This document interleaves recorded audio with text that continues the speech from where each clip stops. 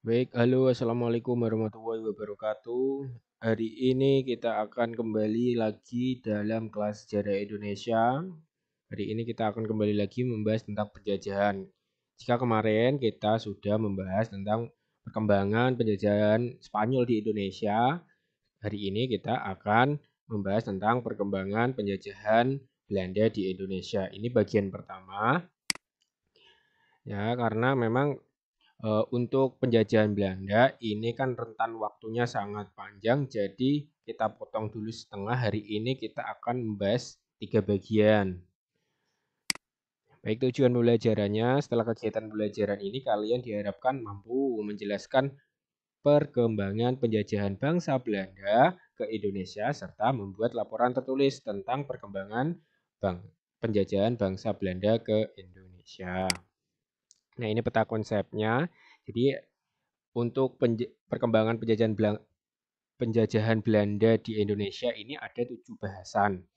Nah, hari ini kita akan membahas 3 dulu sampai di kultur stelsel atau tanam paksa. Jadi, untuk perkembangan penjajahan Belanda ada beberapa poin. Yang pertama era VOC, kemudian era pemerintahan Hindia Belanda, kultur stelsel atau tanam paksa, kemudian politik pintu terbuka, kemudian undang-undang agraria, kemudian ada undang-undang gula, dan yang terakhir tentang politik etis. Nah, ini kita akan bahas semua. Langsung saja, tidak usah lama-lama, kita bahas satu per satu. Hari ini kita 3 dulu ya, yang 4 kita akan bahas minggu yang akan datang. Era VOC atau Perserikatan Dagang Hindia Timur. VOC itu singkatan dari Vereniging Oost Compagnie. Nah, ini simbolnya kalian bisa lihat di gambar sebelah sini. Besarnya keuntungan yang diperoleh dari perdagangan rempah-rempah dan didukung oleh pengusiran bangsa Portugis menyebabkan penguasa di Belanda bersaing untuk berlayar ke Maluku. Harga rempah-rempah di Eropa pun semakin tidak terkendali. Melihat kenyataan ini, Parlemen Belanda atau Stesen General mengusulkan agar semua perusahaan pelayaran membentuk sebuah kongsi dagang pada tahun 1598. Nah, mulai tahun 1602 ini. Tadi 1598 dibentuk ya, diformaturkan, kemudian baru 1602 Belanda secara perlahan-lahan menjadi penguasa wilayah yang kini adalah Indonesia dengan memanfaatkan perpecahan di antara kerajaan-kerajaan kecil yang telah menggantikan Majapahit. Jadi awalnya dagang, kemudian kemudian dia menancapkan legitimasinya dengan cara membuat yang namanya kongsi dagang VOC, kemudian dia mulai menguasai Indonesia. Nah, itulah proses dari kolonialisasi dan imperialisme bangsa Belanda di Indonesia. Dengan cara tadi memecah belah mereka. Ya, karena memang Indonesia dulu belum mengenal yang namanya persatuan, masih berbentuk kerajaan-kerajaan. Dari timur ada kerajaan, dari tengah ada kerajaan, dan dari barat ada kerajaan. Belum merupakan satu kesadaran sebuah negara. Nah, itu ya. Kita lanjutkan lagi. Pada abad ke-17 dan ke-18, Hindia Belanda tidak dikuasai secara langsung oleh pemerintah Belanda, namun oleh perusahaan dagang bernama Perusahaan Hindia Timur Belanda, bahasa Belandanya VOC ya tadi, Vereniging Oost Indisch Company. VOC ini telah diberikan hak monopoli terhadap perdagangan dan aktivitas kolonial wilayah tersebut oleh Parlemen Belanda pada 1602. Monopoli ini bagaimana sih sebenarnya anak-anak? Jadi monopoli kalian tahu Pertamina atau contoh saja kalau di Indonesia itu monopoli bensin. Monopoli bensin itu dimonopoli oleh Pertamina yang boleh memproduksi, yang boleh mendistribusi sampai ke masyarakat itu hanya Pertamina. Sama pada saat itu VOC memonopoli rempah-rempah yang boleh memproduksi, yang boleh mendistribusi ke masyarakat hanyalah perusahaan VOC itu sendiri. Nah, itu yang dimaksud monopoli terhadap perdagangan. Apalagi khususnya untuk perdagangan rempah-rempah. VOC mempunyai hak istimewa yang disebut hak oktroy yang diberikan oleh Parlemen Belanda. Hak tersebut adalah sebagai berikut. Jadi punya hak oktroy untuk menjalankan perekonomian atau monopolinya tadi. satu hak monopoli dagang di wilayah-wilayah antara Amerika Selatan dan Afrika. Ternyata tidak hanya di wilayah Nusantara atau Indonesia saja. Mereka memiliki wilayah-wilayah monopoli perdagangan di Amerika Selatan dan Afrika yang memang menjadi daerah penjajahan mereka. Kemudian yang kedua, memiliki angkatan perang dan membangun benteng pertahanan. Mereka punya alat pertahanan yang bernama angkatan perang dan benteng. Hak berperang dan menjajah. Nah, ini luar biasa. VOC ini memiliki hak seperti negara ternyata. Mereka bisa memutuskan kapan perang, kapan menjajah. Kemudian hak mengangkat pegawai. Kemudian hak melakukan pengadilan dan hak mencetak dan mengedarkan uang sendiri. Nah, itulah keistimewaan atau hak oktroy yang dimiliki VOC pada saat itu. Kita lanjutkan lagi. Di samping hak-hak istimewanya, VOC juga memiliki kewajiban khusus terhadap pemerintahan Belanda. VOC wajib melaporkan hasil keuntungan dagangnya kepada Staten General atau Parlemen Belanda yang membantu pemerintah Belanda dalam kondisi perang. Jadi di satu sisi VOC ini seperti negara yang berdiri sendiri di samping negara Belanda atau kerajaan Belanda itu sendiri. Mereka mempunyai hak yang sangat istimewa. Nah, ketika seseorang memiliki hak istimewa, apakah yang terjadi? Nah, mungkin terlena, mungkin memiliki kekayaan yang luar biasa, dan kekayaan yang dimiliki VOC ini hampir setara dengan satu negara dan dengan hak-haknya yang begitu istimewa. Padahal VOC ini merupakan bagian dari kerajaan Belanda pada saat itu. Hebat kan? Nah, kita lanjutkan lagi. Tujuan VOC sebenarnya adalah mempertahankan monopolinya terhadap perdagangan rempah-rempah di Nusantara. Tujuan awalnya hanya seperti itu. Hal ini dilakukan melalui penggunaan dan ancaman kekerasan terhadap penduduk di kepulauan-kepulauan penghasil rempah-rempah dan terhadap orang-orang non-Belanda yang mencoba berdagang dengan para penduduk tersebut. Contohnya ketika penduduk Kepulauan Banda terus menjual biji pala kepada pedagang Inggris, pasukan Belanda akan membunuh dan mendeportasi hampir seluruh populasi dan kemudian mempopulasikan pulau-pulau tersebut dengan pembantu-pembantu atau budak-budak yang bekerja di kebun pala. VOC menjadi terlibat dalam politik internal Jawa pada masa ini. Pada tahun 1618, Pangeran Jayakarta diserang oleh Kerajaan Banten.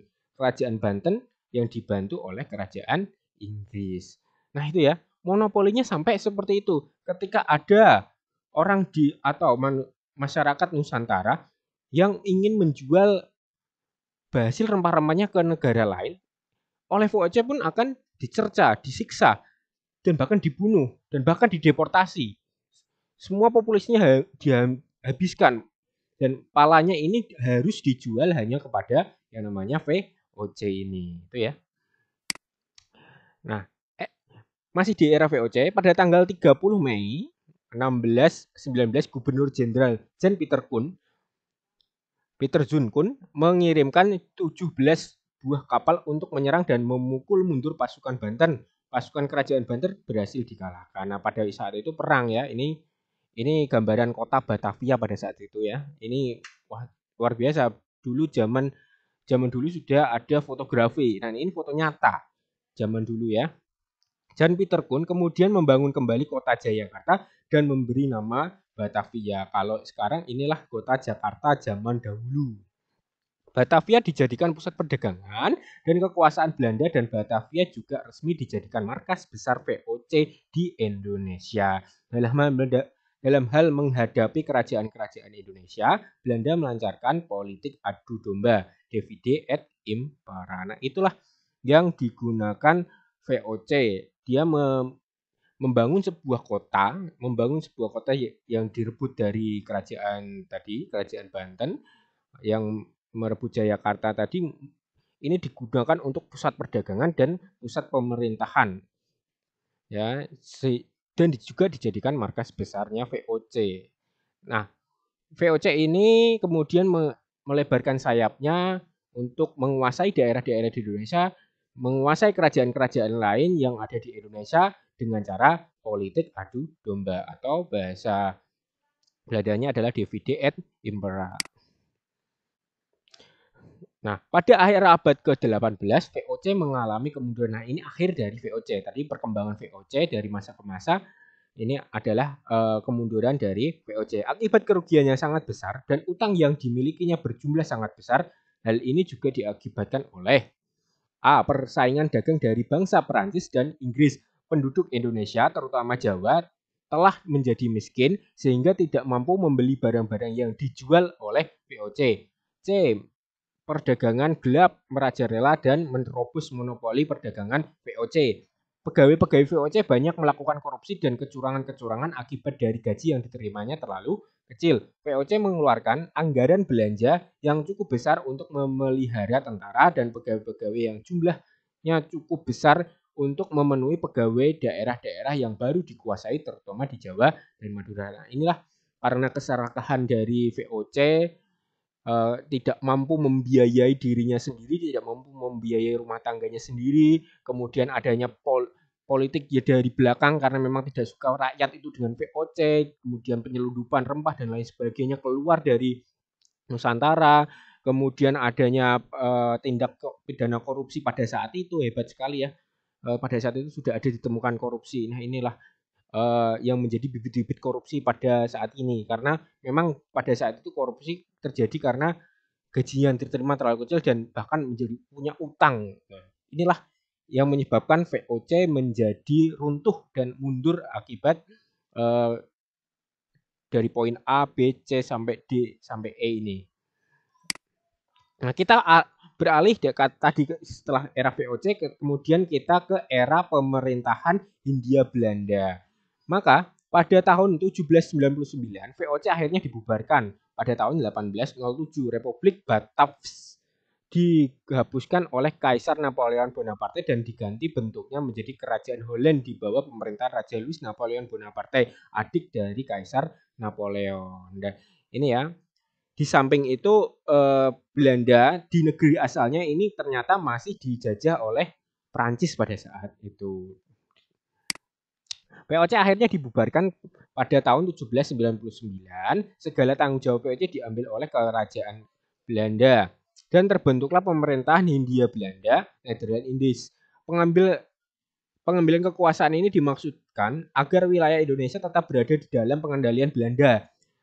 Dalam hal perkembangannya, Raja Louis Napoleon Bonaparte yang bertanggung jawab atas wilayah kerajaan Belanda menunjuk Herman Willem Daendels sebagai Gubernur Jenderal Belanda di Indonesia dari tahun 1808 sampai 1811. Herman Willem Daendels menjadi Gubernur Jenderal Belanda di Indonesia dengan tugas utamanya adalah mempertahankan Pulau Jawa dari serangan pasukan Inggris. Dalam upaya tersebut, perhatian Daendels hanyalah terhadap pertahanan dan ketentaraan. Jadi ketika VOC runtuh, kemudian kerajaan Belanda ini mengambil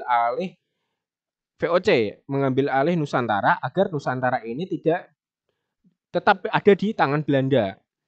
Nah, ditunjuklah nama seorang gubernur jenderal ya. Jadi yang memimpin salah satu daerah pertahanan, daerah penjajahan itu namanya gubernur jenderal yang bernama Herman Willem Daendels.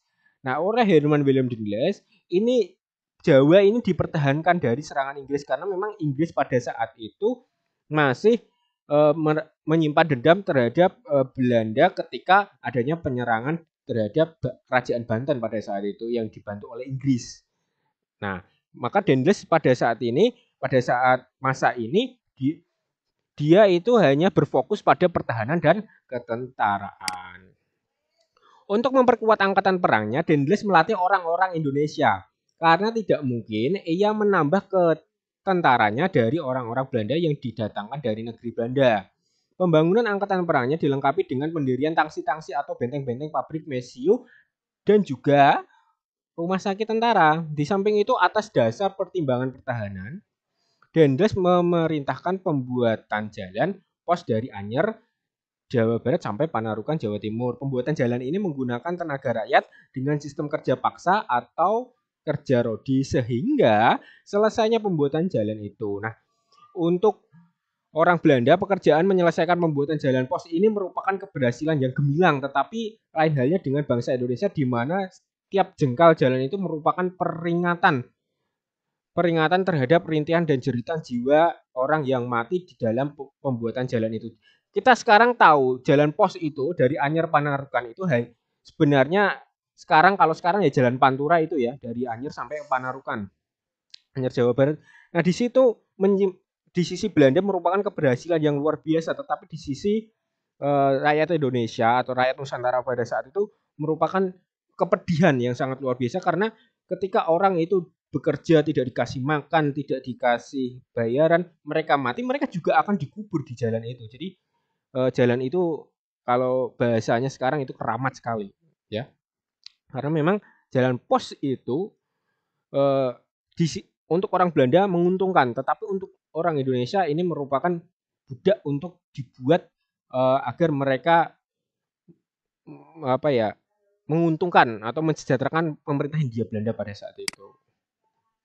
Setelah pembuatan jalan selesai, Dendles memerintahkan pembuatan perahu-perahu kecil karena perahu-perahu perang Belanda tidak mungkin dikirim dari negeri Belanda ke Indonesia. Selanjutnya pembuatan pelabuhan-pelabuhan tempat bersandarnya perahu-perahu perang itu Dendles merencanakan di daerah Banten Selatan. Pembuatan pelabuhan itu telah memakan ribuan korban jiwa orang Indonesia di Banten akibat dari penyakit malaria yang menyerang pada para pekerja paksa. Akhirnya pembuatan pelabuhan itu tidak selesai. Walaupun Dendles bersikeras untuk tetap menyelesaikannya, tetapi Sultan Banten menentangnya. Dendles menganggap jiwa rakyat Banten tidak ada harganya, sehingga hal ini mengakibatkan pecahnya perang antara Dendles dan kerajaan Banten. Jadi dari Belanda dan Banten ini kembali bergejolak kembali karena memang penyebabnya tadi pembuatan perahu yang kecil dan pelabuhan-pelabuhan itu yang menggunakan pekerja paksa atau kerja roti. Ya, mereka tidak mau, tetap dipaksa, tetap harus bekerja dan tidak dibayar dan tidak dikasih makan. Nah, itulah era pemerintahan Hindia Belanda. Nah, di samping itu pembuatan pelabuhan di Merak juga mengalami kegagalan yang hanya usaha untuk memperluas pelabuhan di Surabaya yang cukup memuaskan. Nah, di Merak itu gagal, tetapi di Surabaya itu berhasil. Pada tahun 1810, kerajaan Belanda di bawah pemerintahan Raja Louis Napoleon Bonaparte dihapuskan oleh Kaisar Napoleon Bonaparte. Negeri Belanda dijadikan wilayah kekuasaan Prancis. Dengan demikian, wilayah jajahan di Indonesia secara otomatis menjadi wilayah jajahan Prancis. Napoleon menganggap bahwa tindakan Dendles sangat otokrasi, otoriter. Maka pada 1811 ia dipanggil ke negeri Belanda dan digantikan oleh Gubernur Jenderal Jensen. Nah, itu ya. Kita dijajah oleh negara yang dijajah. Hebat kan Indonesia itu. Nusantara pada saat itu kita dijajah dengan negara yang sedang dijajah. Nah, kita lanjutkan lagi ya. Ini karena menurut Napoleon Bonaparte, Raja Louis Napoleon Bonaparte, ini Dendles ini sangat otoriter atau otokrasi atau keras dalam memimpin. Dia dipanggil dan digantikan oleh Gubernur Jenderal yang baru yang namanya Jensen pada 1811. Kemudian kita kelanjutkan lagi. Setelah tadi eranya VOC, eranya Hindia Belanda, kemudian kita berbicara ke yang terakhir adalah kebijakan Counter-Stelsel atau tanam paksa. Belanda kembali menguasai wilayah Indonesia berdasarkan Konvensi London pada 1814. Pemerintahan kolonial Belanda selanjutnya dipegang oleh sebuah komisi yang beranggotakan Van der Capellen, Aulet, dan Buyscke. Van der Capellen mempunyai peranan paling besar. Ia berusaha mengeruk keuntungan sebanyak mungkin. Hal ini dilakukan dengan tujuan untuk membayar hutang-hutang Belanda yang cukup besar selama perang. Kebijakan yang diambil oleh Van der Capellen salah satunya adalah dengan menyewakan tanah kepada penguasa-penguasa Eropa. Selanjutnya, pemerintah kolonial Belanda di bawah pimpinan Gubernur Jenderal Van de Bosch mengambil kebijakan tanam paksa pada tahun 1830 yang dikenal dengan Counter-Stelsel dalam bahasa Belanda yang mulai diterapkan di Indonesia. Nah, berdasarkan adanya konvensi London, setelah tadi dikuasai Prancis, Belanda kembali memegang kekuasaannya di Indonesia atau di Nusantara. Nah, pada tahun ini 1814 sampai 1830 ada kebijakan yang namanya tanam paksa. Nah, tanam paksa ini oleh orang Belanda disewakan, semua tanah di Indonesia disewakan untuk ditanami tanaman yang untuk kualitas ekspor seperti tebu, seperti kopi, seperti cengkeh dan lain sebagainya. Nah, tanaman itu kemudian mereka juga mempekerjakan orang Indonesia dengan cara tanam paksa tadi ya. Tanam paksa telah merendahkan harkat dan martabat bangsa Indonesia. Kembali setelah tadi kerja rodi, kerja paksa, ini ada sistem tanam paksa yang merendahkan harkat dan martabat bangsa Indonesia sampai menjadi perkakas bangsa asing dalam usaha penjajahan asing untuk mengisi kasnya. Keadaan rakyat sudah tentu kacau, sawah dikurangi untuk keperluan tanam paksa, rakyat dipaksa bekerja di mana-mana, kadang-kadang harus bekerja di kebun yang letaknya sampai 45 km dari desanya, dari rumahnya. Kerja rodi dilaksanakan, pajak tanah harus dibayar, di pasar diperas oleh orang asing dan memborong pasar-pasar itu. Nah, itulah ironisnya bangsa Indonesia pada saat itu. Ditambah lagi para pegawai pemerintahan kolonial Belanda ikut-ikutan memeras rakyat. Sudah hasilnya sedikit ketika dijual di pasar diperas orang asing, orang-orang yang ada di Indonesia, orang selain orang Indonesia. Bahkan mungkin ada orang Indonesia sendiri yang pada saat itu atau Nusantara pada saat itu memeras, tambah lagi orang Belanda yang memeras. Sudah menjualnya jauh, sudah bekerjanya jauh sepanjang 45 meter dengan berjalan kaki. Nah, itulah penderitaan rakyat kita pada saat itu. Kerja rodi dilaksanakan, pajak harus dibayar tadi ya. Diperas. Ya, ditambah lagi para ikut-ikutan memeras. Dalam sistem ini, para penduduk dipaksa menanam hasil-hasil perkebunan yang menjadi permintaan pasar dunia pada saat itu. Seperti teh, kopi, dan lain. Hasil tanaman kemudian diekspor ke mancanegara. Sistem ini membawa keuntungan besar pada pihak Belanda, tetapi di sisi lain Indonesia malah menderita. Utang Belanda dapat dilunasi dan semua masalah keuangan bisa diatasi. Nah, ini aneh ya, kebijakan aneh. Mereka merendahkan manusia, mereka menganggap manusia itu mesin untuk memuaskan atau membayar utang-utang Belanda pada saat itu.